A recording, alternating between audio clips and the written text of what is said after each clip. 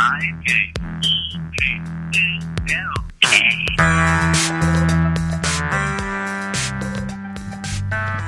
morning. Good morning, Mark. Good morning, Nick. So we're going to start with Jim Brown from California Bicycle Coalition, and then can you tell us who we have today? We have on the show today Sarah Amelar and John Riddle. They've written this great book, Where to Bike Los Angeles. We're going to have them talk about their book. We're going to chat them up about their favorite rides in keeping with our show theme today, Choosing Your Ride. We're also going to hear from Carol Foyt at the LACBC, Los Angeles County Bicycle Coalition. She's going to give us a news update, and I think we're going to start off with Jim Brown from California Bicycle Coalition. Hey, Jim, good morning. Good morning. So the California Assembly votes on Monday on the 3-foot passing bill co-sponsored by CBC and the City of Los Angeles. Senate Bill 1464 would require drivers to give bicyclists at least 3 feet of clearance when passing them from behind in the same lane under most circumstances. The bill was up for a vote yesterday, but the Assembly didn't get through its agenda before adjourning for the week. If they approve the bill on Monday, the next stop is the governor's desk, probably right after Labor Day. Over the past week, probably 2,000 people have contacted their Assembly members to urge them to vote yes.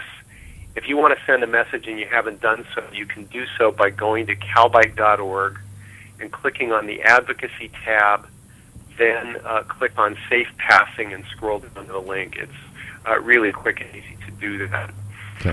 Also this week, the state Senate approved increased fines for driving while texting and using a handheld cell phone from $20 to $30 for the first offense and from $50 to $60 for the second offense.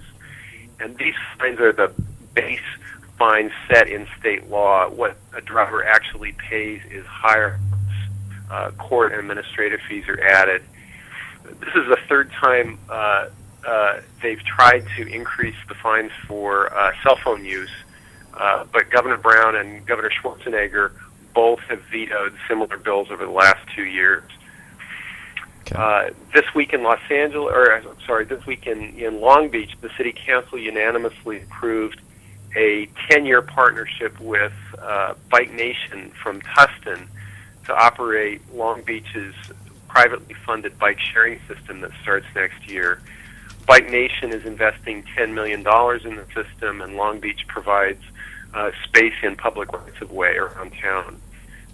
Bike Nation is the provider for Anaheim's bike-sharing pilot program, and they're also going to be operating the huge bike-sharing system that starts next year in Los Angeles.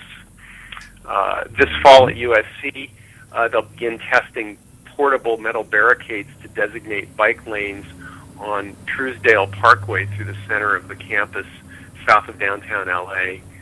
The goal of this project is to separate bicyclists from pedestrians. A recent student survey showed that nearly 25% of undergraduates collided with a bike in the past year, and that 20% had no regular bicycling experience prior to riding on campus. And finally, starting this month, bicyclists in Sunnyvale up near San Jose have the right to sue drivers for civil damages for harassing them while they ride in the city. The ordinance is modeled after a similar ordinance enacted in Los Angeles last summer. Berkeley also has an anti-harassment ordinance. And that's what we got for news. I'll catch you guys next week. All right. Thanks, Jim. Thanks, Jim. for calling. You're welcome. That was Jim Brown, Communications Director of the California Bicycle Coalition. Great. And yesterday we caught up with Carol Foyt at the LACBC. She's the Membership and Communications Manager for LACBC, and she's got her finger on the local bike news. She also puts out a great weekly newsletter for LACBC by email. Highly recommended. So let's toss it over to Carol. Tuesday, August 28th at 6 p.m. The Bike Transportation Plan is a product of several years of work by community members and city staff to create an extensive plan detailing bicycle infrastructure improvements in the city of Glendale. You can read the full plan at bikeglendale.org. One of our big action items, we're still encouraging people to send letters of support to create a better and safer Expo Bikeway. We've already received over 100 letters of support for to improve the Expo Bikeway in its Phase 2 bikeway, which will take the Expo line all the way to Santa Monica. And you can find a copy of our sample letter on the LACBC blog. In some infrastructure news, we have a couple of bike path closures that we just wanted you all to know about.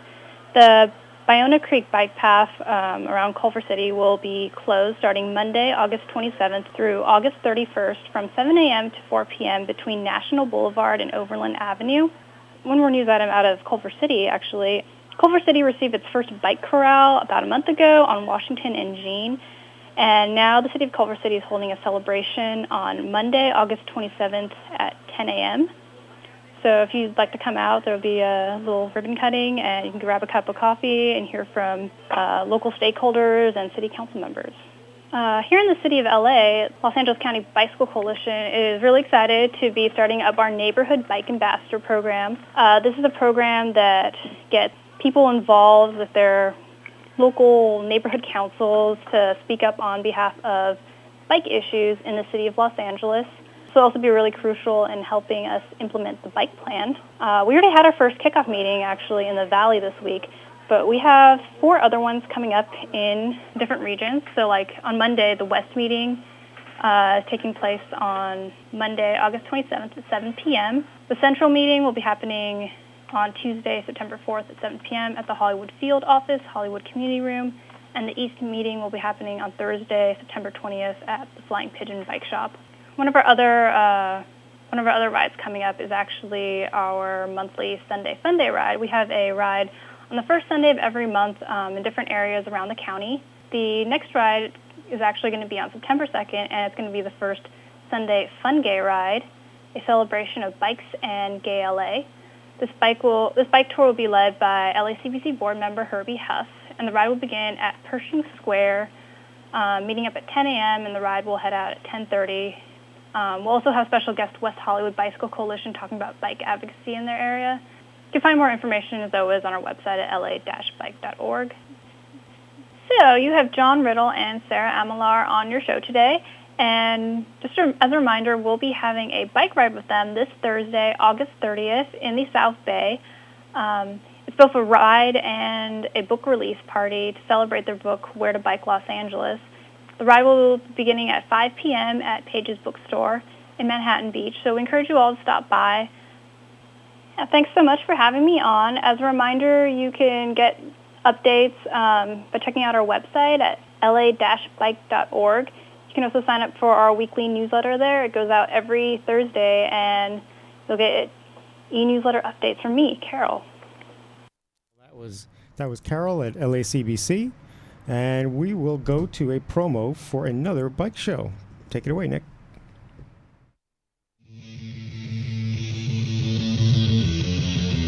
Hey, bike racers and bike racing enthusiasts, check out Bike Sport Radio on alternate Mondays at noon on killradio.org. Bike Sport Radio is all about bike racing, bike racers, and what you need to race bikes. So if you want to find out about the local scene in Southern California as well as Northern Cal, visit bikesportradio.us and check out our radio show at Bike Sport Radio on killradio.org, alternate Mondays at noon. Today we have Sarah Amelar and John Riddle. They've published Where to Bike Los Angeles. It's a spiral-bound 81 route guide to riding the greater Los Angeles region from Santa Monica Mountains to Santa Clarita Valley, from Azusa to Long Beach. An incredible book. They surveyed 81 rides by bike with GPS, recorded points of interest, restaurants, hidden gems, and enticing watering holes, they say. It's a real Bible of road riding for the Southern California area. Sarah Amelar earned her master's in architecture from Yale, went on to practice architecture, later became a senior editor at Architectural Record magazine. Her works appeared in Metropolis, Dwell, and the New York Times. She met John back in 2005, I think, on a bicycling adventure in Southeast Asia. I think I have that right. All right. And John Riddle is a native Angelino. He earned a PhD in economics from UC Santa Barbara. He pedaled away from that, I guess, and never looked back. He completed 4 AIDS life cycles. These are fundraising rides, I think a little over 500 miles in total, so he's definitely a long-distance veteran. Also, he's crisscrossed Spain, Burma, Thailand, Mexico, and France. I'm very envious. I want to ride in France myself. So he's living the long-distance dream. Today he leads an economic consulting practice. We have him in the studio to talk about Where to Bike Los Angeles. Good morning, Sarah and John. Good morning. Thanks for having us. Oh, it's a pleasure. I have to say this book, Where to Bike Los Angeles, is a real achievement. It's not only informative, but it's beautifully designed, it's beautifully mapped, and it's quite thorough. Tell us, how did the book come to be? Well, this is actually part of a series that's put out by a publisher called Bicycling Australia. And they have put out a couple of bicycling magazines for over 20 years down under. And they started to do books in Australia, New Zealand, and London. And then they decided to break into the U.S. market. So we responded to a tiny little ad in Craigslist. It turns out a lot of people responded, so we really had to audition. And that's where we started to kind of talk about how our very different backgrounds and talents dovetailed. So I'll let John tell about that. So I think what closed the deal with BA Press was we're doing this interview in some hotel down in Redondo Beach, and it seemed like the interview was just winding up, and I just said, look, let's cut to the chase. Let's talk about what this book would look like. And we had a roadmap where we had highlighted it. I mean, I think at that point we probably had 20 or 30 rides that we knew we wanted to be in the book. These are like LA County classics, rides in the Santa Monica Mountains, the South Bay bike path, Marvin Brody bike path, all these things that are just classics. And so I think that really closed the deal with these guys. Mm-hmm. I mean, you could say, on one hand, you seize this great opportunity through this tiny Craigslist ad, which is like, total chance. But on the other hand, they got two great authors through a tiny Craigslist ad. I mean, it's really amazing. Yeah, I think that was. I think it was just. It was fortunate that Sarah responded to the ad, because it was the perfect project for us to be doing, and it brought together our talents as authors and our passion for bicycling. And I have more of a journalistic background, but John did plenty of writing, and turned out to be very good. He isn't just an economist, as I discovered. Yeah. The other thing was that, John, you did say he's a native Angeleno. He goes way back in Los Angeles, a native Southern Californian. He was actually born out in the Mojave Desert. Oh, my gosh. All right. He was born in Needles, California, but actually that was the big city. They drove an hour or two so he could be born. So he came from a teeny place. But John has been here a long time and really has biked, and actually also has coached the AIDS life cycle. Oh, okay. So he's very comfortable leading people on rides. I have been riding a long time, but I come from New York City, so I'm a different kind of rider, and in some ways it was good for me because I was kind of the wide-eyed person who got to explore my own city, sort of as a newcomer, not a total newcomer. So that's kind of, all kinds of people might read our book. Some people who are just visiting LA, some people who are new to the city, and some people who've been here a long time. So I think we brought those two different perspectives. Yeah, it's a bit of a left brain, right brain complementarity. That's a great way to put it. When I was looking through the bios, I realized, you guys bring totally different strengths, very complementary. But the book is also this wonderful synthesis of the two. It's got a great narrative flow, and it's got this symbol-rich, map-driven format. Which I think is just essential in a guidebook. I tend to prefer those kind of guidebooks. I like the Richard Saul Warman's Access guides. They're my favorites. I've always kind of eschewed the Fodor travel guides, which are more kind of narrative. So I really love just having the resource, and then I just get and go, and go. So I really liked it in that perspective. And there are apps that go with the book. John, can you talk about those? Sure. There's currently there is a iPhone app, which is really slick. It basically is, an iPhone app. Yep. And you can select any of the 51 adult rides, the rides for adults. I'm not sure it does kids rides yet, but you just gives you the ride synopsis, and it gives you a map, and of course the GPS function on a smartphone lets you just pick up the route, and it will cue your location to the route, and so you don't need turn-by-turn directions on a smartphone. You can just follow the route. It's very slick. It's very slick. It doesn't have any of the great photos that we've put in the book or the narrative, but you can at least pack a phone and go out and enjoy our rides. And once you're on the ride, you take your own photos. Yeah, Yeah. of course. Yeah, Or exactly. open your own eyes. Exactly. Well, I'm from the old school where traveling with my Richard Saul Warman access guide meant I had to do all that brain power myself, coordinating my location on the map and orienting myself. And it's a different world today. It You know, is. our phones do it for us. Yeah. So, Sarah, you're from New York City. I'm from New York City. I'm from Queens. I grew up in Queens. Oh, interesting. For years, I was an architectural photographer. In fact, I used to date a woman from Architectural Record called Julie, or maybe it was Progressive Architecture. Now it's been a long time ago. But yeah, I worked in that That business would for be a long architects. time ago. Yeah, I worked in that business for a while. There's a section in the beginning of the book that says on the road in LA. It's a little bit about how to ride LA. So Yeah. you're from New York City. You're used to riding in New York City, presumably. You come out here. What differences do you see? Well, one difference is that the distances are really, really vast here. I know New York City is sort of big if you think about all the boroughs, but somehow there's a compactness that LA doesn't exactly have.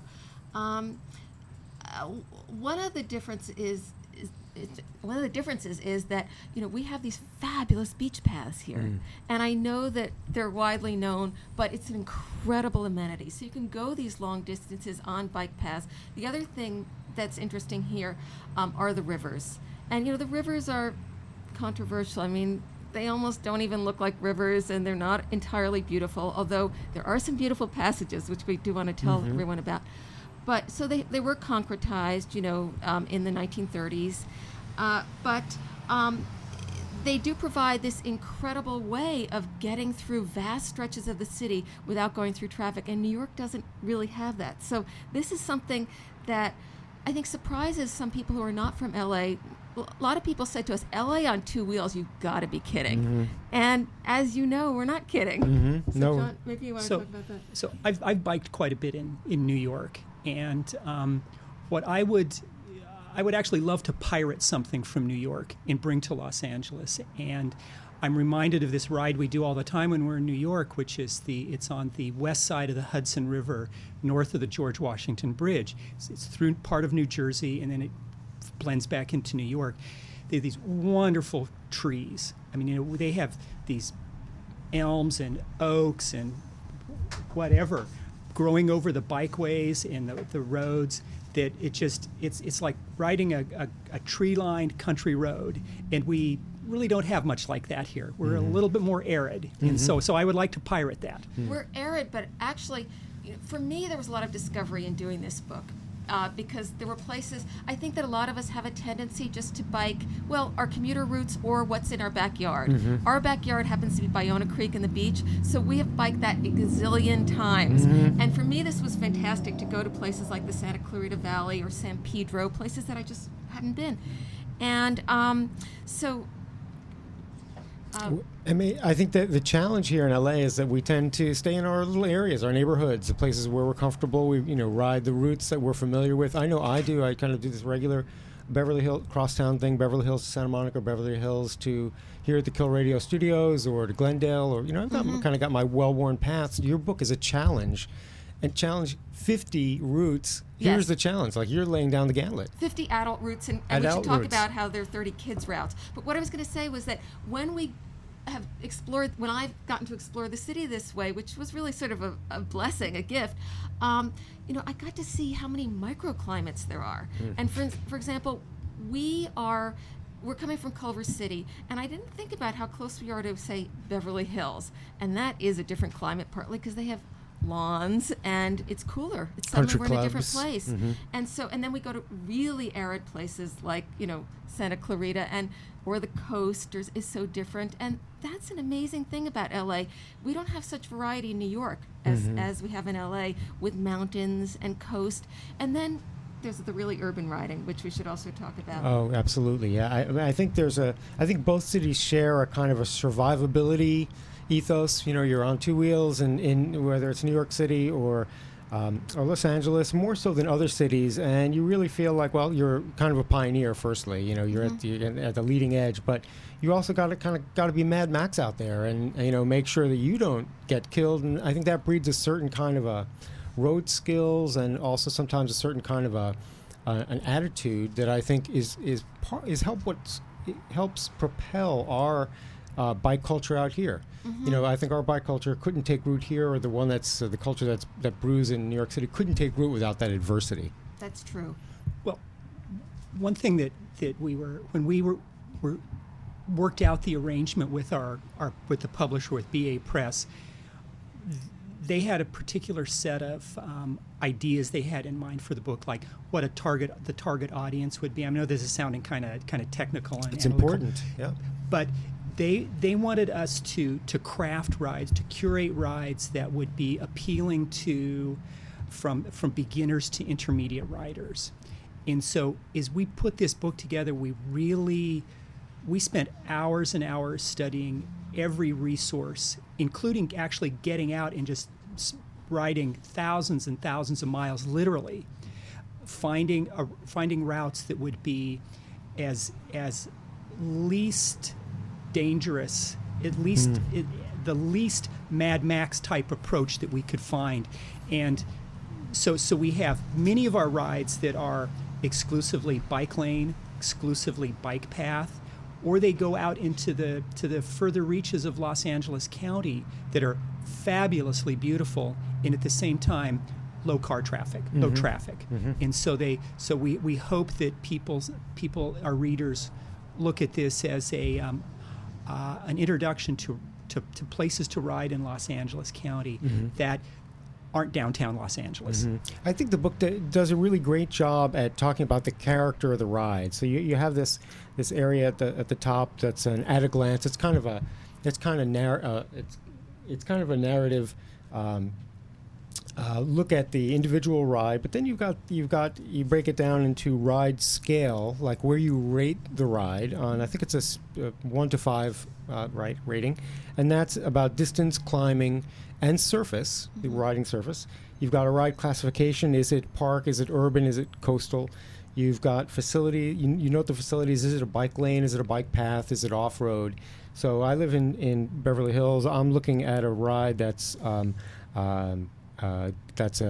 hard surface. It's an urban ride, and it's an on-road ride. There's no bike lanes in Beverly Hills.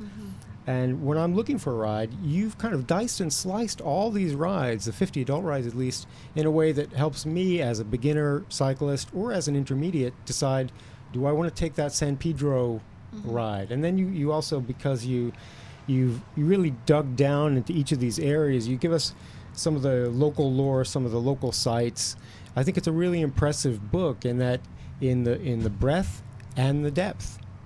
So Thanks. How did you do the? This is Nick. How did you do the elevation? Did you have a app? The GPS. We had a GPS strapped on the handlebars, and it recorded all of that. Yeah. And so it also recorded the turn by turn, which made the maps very accurate, because we looked at other bike books that had been written even for other cities and read reviews, and sometimes people said, they gave us the wrong turns, and we don't want to do that to our riders. So these are, we were fortunate that the technology has come such a long way that we were able to be very specific. Yeah, it was a process. Just briefly, we would usually reconnaissance a ride. Just not even anything more than just hop on our bikes, go for a ride, and just look to see what's there. We'd come home, make some notes, think about it some more, and then would go out with our GPS on the bike, and so would GPS exactly where we were going to be going, and then all that data, that GPS file, goes to the publisher, and the publisher then magically massages it and fusses around with it, and we get the maps in the book. It gives us the data on the distances and the elevation gain and all that good stuff. So it's kind of scientific. No, it seems very scientific. We were talking today with Sarah Amelar and John Riddle. They're authors of Where to Bike Los Angeles, a guide to 50 adult and 31 kids rides here in the greater LA region, and I do mean greater LA region. You guys take a real expansive look at the region. And it's great. And it is great. It is, and it is a great region. We hear great things about what's happening in San Francisco and New York City, and Vancouver also. The way they've kind of opened up their perimeters, the water proximate areas to make a continuous bike path around these areas. But what's just amazing in Los Angeles is, as Sarah, you said earlier, we have got this incredibly topographically diverse area that's just shot through with boulevards and rivers, and then it's interrupted by mountains, and it creates incredible variety. I was looking at your San Pedro ride because that's such an interesting part of the city, but kind of less visited part of the city. Undervalued, I think. Totally undervalued, yeah. And I looked at that ride in particular because as I imagine riding down there, and I haven't yet, but as I'm looking at your ride, I'm thinking, geez, what is there to see in San Pedro? The things that I appreciate about San Pedro is the real history, but that might not come forward unless a cyclist is really looking for the history. But you tell us a little bit about the local lore. It's right there by the port. You wrap us around the point for the views of the Pacific. Tell me, how did you actually find the time to look at San Pedro and look at Azusa and you've got some of the mountain rides. You go up to the rock store in Santa Monica Mountains. Where on earth do you find the time? It's impossible for me to find the time to even start to tackle the book, much less write it. We gave up our entire rest of our lives for about an 8-month period to write this. We did have to continue our day jobs, actually, but I mean that's partly in jest. But we, no kidding, spent 8 solid months, and the only thing we would do other than our day jobs was this. Every Saturday, every Sunday, afternoons, evenings. It was a lot of work. And it was a labor of love, and there were some moments where the labor was the operative word, but love also came out, too. Oh, for sure. Yeah. I imagine at some point you maybe got tired of riding around the region and doing more than just riding, doing the hard work, digging for these nuggets. It was also, we were so happy we were done, and we said, actually, we can do rides that aren't work rides. We can just ride, which is what our readers will get to do. Well, I'd also add that it doesn't take much to get me out on a bicycle. So it might have seemed like work, but getting outside on a bike to do these was always fun. There was at some level there was always the joy of being outside on a bike, seeing LA. So it was never truly 110% suffering. It was always fun. Yeah. And also part of the process was that we were asked to do all the photos. So after we did the rides, we often had to go back and do the photos because it kind of broke things up too much sometimes if you're trying to record and you don't want to backtrack on your bike and do things like that. So that was a big piece of it. And then the other thing was that we really hadn't done kids rides ourselves in Los Angeles, so we had to understand what a kids ride was. And our publisher had already told us that part of the criteria was that a great kids ride will have the option of parents riding with the kids, but it will also have the option of parents maybe sitting on a great bench and having a latte and watching the kids from there. So that was another thing. And safety was a huge thing, interest, fun. So we would go around, we spoke to park personnel, we spoke to cops, we spoke to kids and parents, and park personnel and cops would sometimes say, it isn't officially allowed, but you can do this. We're like, nah, that's not in our book. We're not telling people to break the rules. They do that on their own, but not with our leadership. And the other thing was they would say, just have them ride in the parking lot. We're like, absolutely not. So we had to find fun rides, and we really did, because some of them actually, you're asking how long it took. You didn't ask how long it took, but about the process. It took longer than we anticipated because it was so much work. And so one of the good things about that was that we would have missed certain parks that got completed toward the end. Right, like LA Civic Park is a recent addition, but maybe are you thinking about anything in particular? Well, yes, I'm thinking of one of our absolute favorite kids rides, which is Wilmington Waterfront Park.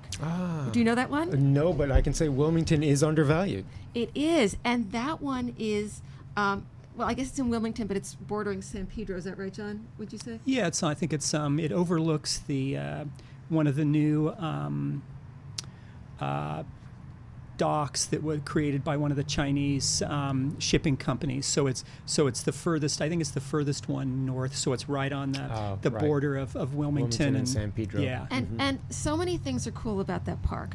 One of the things, it's a very long, thin park, so kids can actually cover distance, and it has actually a lot of elevation change. There are high roads and low roads, and I think there are 2 bridges. There are lots of water features, so kids can actually bike through water. Wow. In some of it's very cool. It sounds like a French park, actually. Even better. Okay, Even better. very good. And one of the things that I love about this park also was that it isn't disconnected from its context. So they have those huge binoculars like you would have for looking at, the Statue of Liberty that usually you have to put some coins in, that type, but they're free. Oh, and wow. and they're low. So the kids can stand there and they can watch the loading and unloading at the San Pedro docks, which is Fascinating. amazing. Yeah. And I want to add one other park that there are many parks where they have interesting things next to them for kids. Like there's a park which is called Clover Park, which is in Santa Monica, and that park is right next to the Santa Monica airport.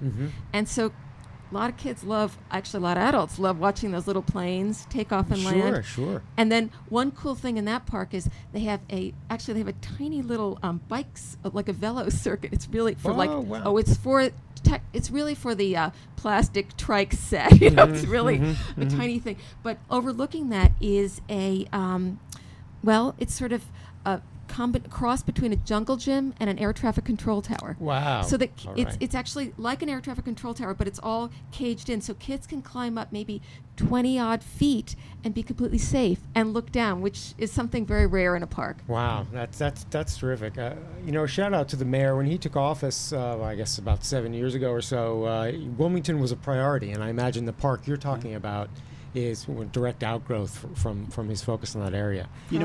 As long as we're shouting out to the Yeah. mayor and to the planning folks throughout the entire county, what we noticed in doing the kids rides in the book is that there are hundreds of parks in Los Angeles and in Los Angeles County, but very few of them are open to kids on bicycles. And Or officially so. well, right. I mean, so you can't break the law. You can't encourage kids to break the law. But what we were struck by is how few places there are for families to take their kids to do something more than just a circle in the driveway. Right. And I think we almost literally looked at every park in the city of Los Angeles and a good number of the parks in Los Angeles County to find places. And it was really hard. So that tells us that while we're making great strides in bike lanes and bike paths for adults, we need to think about what we can do to make this a better place for kids to ride, because learning to bicycle is almost a rite of passage. I mean, I learned to ride a Stingray. I think Sarah learned similarly. We've all been Raleigh 3-speed. Right, a Raleigh 3-speed. We've all been through that. It's kind of what we do as kids. And you look at Los Angeles and you think, where would I want to take a child to teach them how to bicycle? There are few options. And so I hope the mayor is listening. Hope our planning officials are listening. Let's build more for kids. Right. And also, what we found by and large, and this is really a rule of thumb, which does get broken some of the time, but we're more likely to find kids' rides in county parks than we would in city parks. So if it was LA County, kids riding was officially permitted, but often in city parks it was not. Oh, I see. Interesting. Well, I think what you both are saying is there's so much upside yet to realize here. We're making great progress on some of the facilities, and now we just need to go that extra mile, so to speak, and look and see what we can put in place for kids in parks. But by the way, I want to mention another really nice, a very different kids park from what we mentioned, is Lacey Park, which is a very, it's kind of a fancy Where's that park. one? It's in San Marino, which is okay. a fancy neighborhood. It's sort of a European style park, and that is an awfully pleasant place. Absolutely. All right. Yes. Well, we'll take a short break and we'll come back and talk a little bit more about Where to Bike Los Angeles on KPFK and Kill Radio.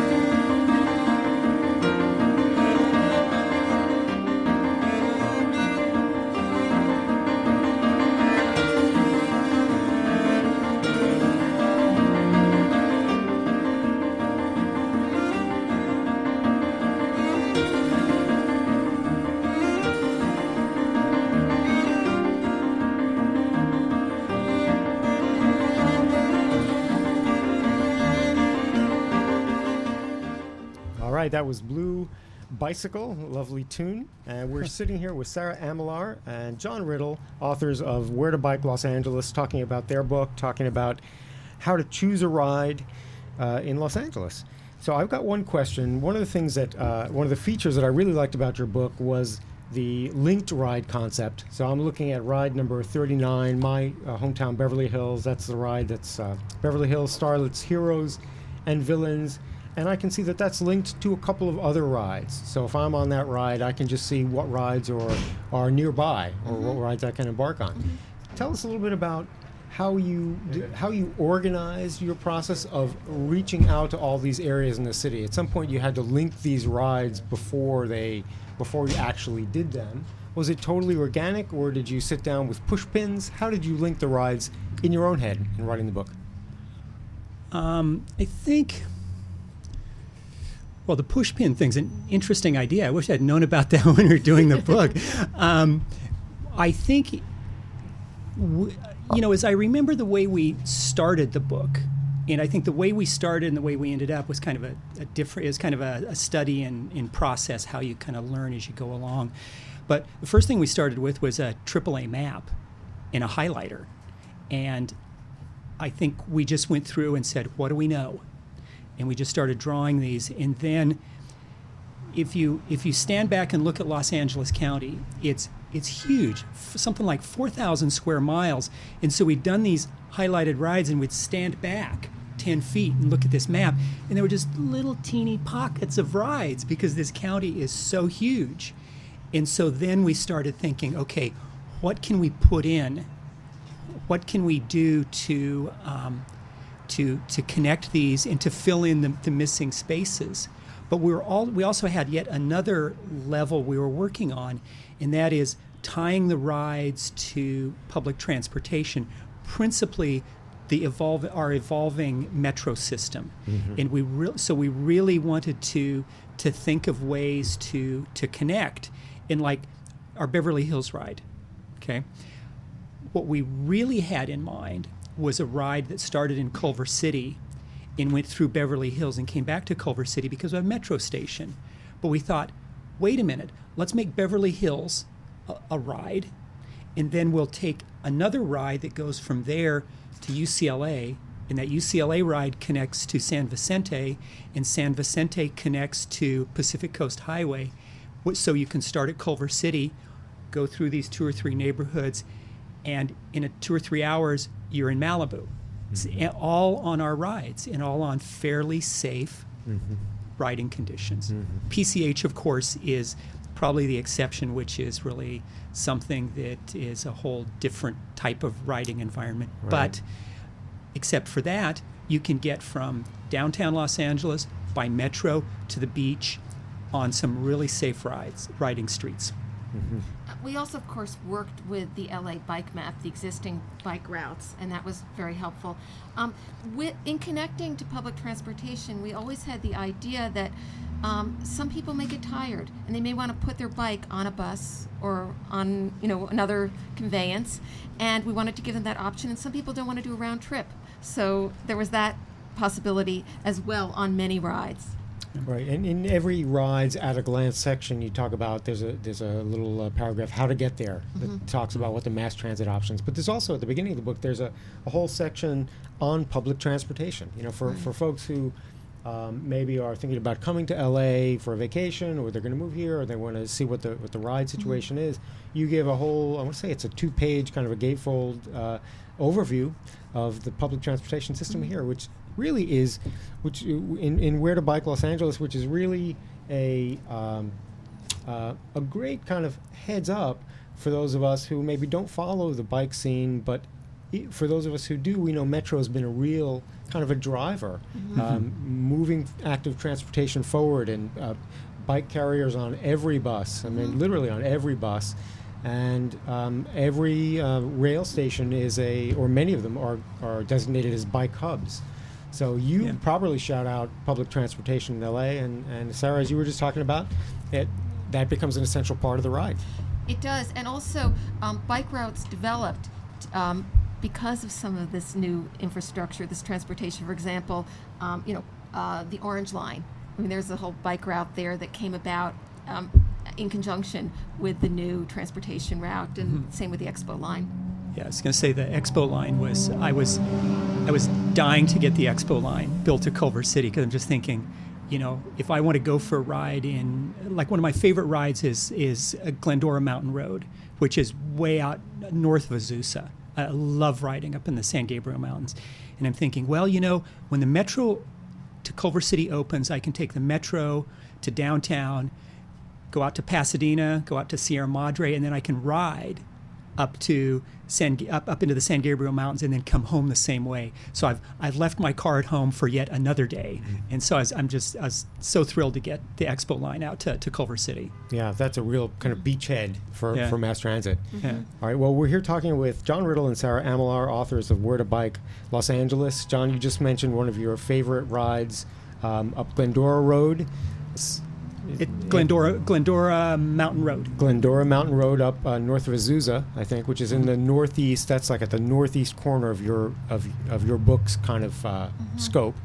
It's also sort of at the extreme end of how advanced the ride is. That's a pretty challenging that's ride good to know. because it's a lot of climbing. So it's for advanced riders.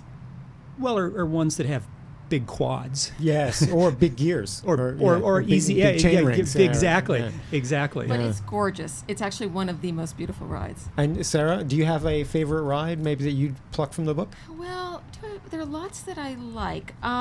I'm always a big fan of Palos Verdes Peninsula. PV is just so gorgeous, and I know that Donut is a classic ride. That is a ride that also involves climbing, but there are flatter rides that kind of take you around the lower part of PV, which are totally worth doing. For me, we talked about earlier how interesting it was to get a closer look at San Pedro, because it's really fabulous. It's got this old lighthouse, which some people have said to me reminds them of New England. Point Furman. Point Furman, right, which originally had a woman lighthouse keeper, for whatever that's worth. And that's worth a lot. It is, exactly. I think so, yes. One of the things that fascinated me was that within Los Angeles County, there are a couple places where you can actually bike in, not even very far, and you can camp out legally by a stream, or you can rent a little state-owned cabin. And one of those is our West Fork of the San Gabriel ride, where that's great because it gives you an opportunity to see the San Gabriel River not concretized. Mm-hmm. It's actually totally wild there. It's really lovely. And I think it's a 7-mile ride in, and you can camp. Mm-hmm. And another one I think is called Waterfall. Is it called Waterfall State Park near The one behind Monrovia? where they have cabins that are state-owned. You can rent, yeah. Amazing. But one of the things that was kind of fun, which is on the other end of the spectrum, was, we do have some rides that go through places like downtown, and there was a certain format with this book because it is part of a series, so we had a word count limit, and we found that there were so many points of interest that were either historic or culinary landmarks or other things like that, and so we basically said, okay, we're just going to list it. We're going to for that one ride. We said this is going to be a rolling smorgasbord. All this stuff is over your handlebars. So sometimes we had a little line about what it was, but and then the other thing I want to mention was we really wanted to bring people to Watts Towers because that is such an incredible, iconic, amazing landmark exactly in LA, and that was not easy. We think Compton Creek, we didn't put that in the book because we think it needs a lot more attention and love from the city. We didn't feel it was that safe. We felt there was so much garbage, like mattresses and things strewn in it. So that would maybe be in a later edition, so we had to find another way. It's not the most scenic route, but what we did was we also put that along a metro line so that people always had the option of hopping on the light rail if they preferred that. So it was a safe route from the Long Beach area up to Watts Towers, and we were really thrilled to get people there by bike. Yeah, I think that ride is, even though it goes right through, Watts and Compton and those South LA communities, that it's probably 85% on bike lanes or on a bike path. So you can go from Metro to Watts Towers in a fairly safe riding environment. Oh, and it just occurs to me, another ride that for us was kind of a hidden ride but it's not far from the center, is the Hollywood Reservoir. A lot of people don't get there, and it's just this beautiful pocket, of wilderness. We know the fence is a little off-putting because, they do protect the reservoir, but that certainly didn't ruin the ride for us. And John did the write-up on that ride, and I kind of love what he said. He talks about how we bring Hollywood and architecture into a lot of these rides, and in that one, he talked about how that fence was actually a celebrity in its own right because it had appeared in Chinatown. And how did you put this, John? So basically, if you remember, there's this one scene in Chinatown, and it's Roman Polanski's cameo role. He plays this thug that throws Jack Nicholson up against the fence and slices his nose. Knife-wielding thug. Well, I was getting to that, Chicken Leather. Hi, Chicken Leather. And so he takes his little penknife and just takes a divot out of Jack Nicholson's nose. That fence that he's throwing him up against is the fence that protects us from the Hollywood Reservoir. So it was a little. It's Hollywood Reservoir. We're right above Hollywood. It's got the whole classic. Yeah, exactly. And you're unbelievably close to the sign, which is the Hollywood sign, which is kind of an interesting moment. Yeah. Right. Yeah. But it is absolutely beautiful there. We'll say one thing about that one. There had been some landslides a few years ago, so that will one day, we hope, be a loop again. Now it's a there and back, but it's still a nice, really relaxing oasis and a very lovely short ride. And it's 5 or 6 miles all the way around, and there's plenty of parking. It's fairly level, so and a good part of it is closed to automobiles. So there's parts of the ride that are certainly suitable for families to take kids on, and it's just a lovely environment to be in. And I was also fascinated sometimes by the juxtaposition in LA between downtown and almost wilderness. So you get that a lot when you're in Griffith Park.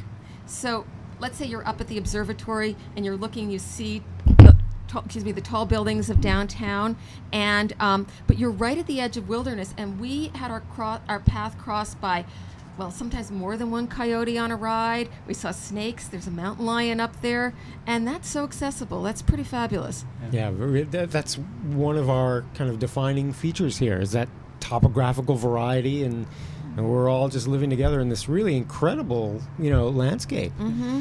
And you mentioned Palos Verdes Peninsula, which is kind of a maybe, unless you're an LA-based, kind of sports cyclist, you might not get down there too often. But it's really it's a beautiful area, kind of at the southern end of some of our Pacific fronting beach communities. I know you've got an appearance coming up in, is it Manhattan Beach? Yes. Tell us about that. That's this Thursday, is that right? Yeah, it's we were invited to do an event at Pages. It's a bookstore in Manhattan Beach, just a couple blocks up from the Manhattan Beach Pier. The one of the co-owners of the business is a bicyclist, and we're going to be meeting there 5 o'clock Thursday, the August 30th. We're going to have a short, 90-minute or so bike ride through the South Bay, just to see some of the sights and experiences there. And then we'll rendezvous back at the bookstore for a slideshow and refreshments and book event.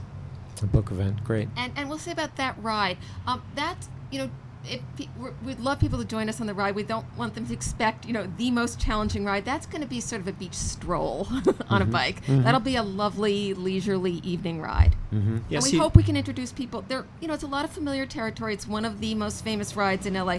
But we hope we can introduce people to some things that maybe they didn't know about already. No doubt. Yeah, I was going to say, you can leave your Pinarello at home and bring your beach cruiser. It's that kind of ride. Terrific. And it's that kind of town. Manhattan Beach is that prototypical Southern California beach community, total leisure feeling. The beach is, as wide as all get out. Volleyball nets. It's got the pier. It's a lovely place. You might even get me down there on Thursday. Please, come along. Love it, yeah. Yeah, terrific. Yeah. Well, why don't we toss it, since we're talking about maps and since talking about choosing routes, and since one of the most impressive aspects of your book, Where to Bike Los Angeles, is the mapping and the symbols. I had it in mind. Well, let's look at another map that's out there. Adventure Cycling Association puts out a series of longer distance ride maps, kind of like the long distance analog to Where to Bike Los Angeles. They're beautiful maps. That's an advocacy and a touring organization.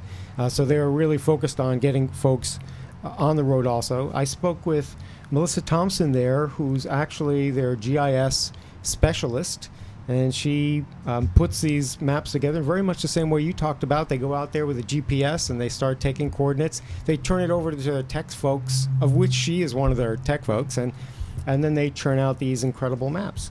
So if we're ready, we'll go to Melissa. We caught up with her yesterday just as she was headed out of town. Good afternoon, Mark. Can you tell me a little bit about what you do there at Adventure Cycling?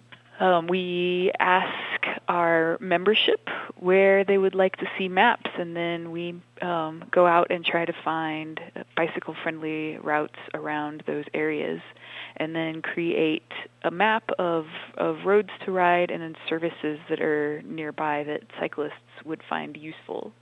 What makes for a good bike route? So what we do in the beginning stages of this is contact local cyclists who have been riding these routes for a long time, and then, also find bicycle maps of the area to find out what different cities and larger governmental agencies have designated as bike routes. So we get suggestions from these different places, and then we take those suggestions along with maps out on the road and look for things like traffic, a smaller amount of traffic where it's possible, good shoulders, good road surface, routes that have services that, are relatively close together. And when you're talking about Eastern California, it's definitely relative. Mm-hmm. But try to find places where, somebody on a bicycle will be able to find water along the way. So those are the main things. The maps usually range like 300 to 400 miles in scope or scale. Is that about right? Yes, and then those maps are often part of a series that link together, and we have, for example, 3 cross-country routes. The one 500-mile map will connect to another 500-mile map, will connect to another one to make a route that goes all the way across the country.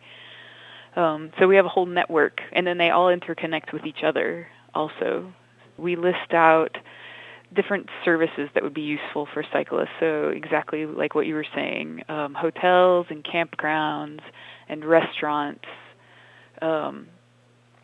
and all those types of services that would be useful to cyclists. And then in cities, we figure, they're in a city, you can find it. So we just list, once we get to a city, we say, okay, this city has all services. You can find anything you need here. So let's say I'm looking to take a bike tour. I'm going to be flying into, say, Denver, Colorado. Has Adventure Cycling really done my homework for me as a bike traveler? Have they chosen the most effective route? We certainly try to. One thing that's a little tricky about it is that road conditions are constantly changing. So the input from our users is incredibly useful for us. Users, as they're on the road, will tell us about things like, oh, there's construction that's blocking this route, and we need to go around. And because our maps right now are in printed format, it takes us a little while in between updates to get everything updated and then reprint a whole set of maps. So what we do in the meantime is when we get a note from a cyclist, like there's construction blocking this way, or there was a landslide and now you can't get through this direction, then we try to find another route. And online we have something called addenda. So from the last printing of the map, any changes or issues or services that have closed, those types of things will list in this addenda. So we recommend that users, before they go on the road, they download these addenda to get the most up-to-date information. I know Adventure Cycling offers packaged tours as well, and there are other organizations that offer tours, but I'm a kind of a do-it-yourselfer kind of guy. I've always just grabbed a handful of maps and then set out where I was going and then just kind of worked it out from there on the fly. That's what I really liked about the Adventure Cycling maps, was that so much of the hard work is done. Someone like you has gone out there. They've looked at the conditions and kind of inventoried opportunities for refreshments or taking breaks, perhaps even scenic points, and then package it into what's really a beautiful map. How do you make a map? What exactly do you do when you sit down, I guess, at a computer terminal? We are starting to collect our data using a GPS unit. So I take the data that was collected from a GPS unit and clean up the data. We make decisions about which routes we want, and then a lot of just picking how you want the map to look, figuring out just how to fit all the information that we want to show people on a clean, neat-looking map.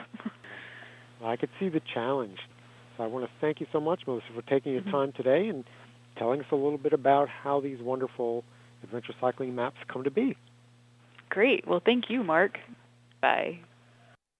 All right. So that was Melissa Thompson. She's a GIS specialist and cartographer with Adventure Cycling. That's a great organization. You know, it's for an individual, it's a $40 annual membership. For a family, you get this incredible bargain at $50. They've got just a slew of these long-distance ride maps and a lot of other stuff, a lot of information on their site. So definitely check out Adventure Cycling Association.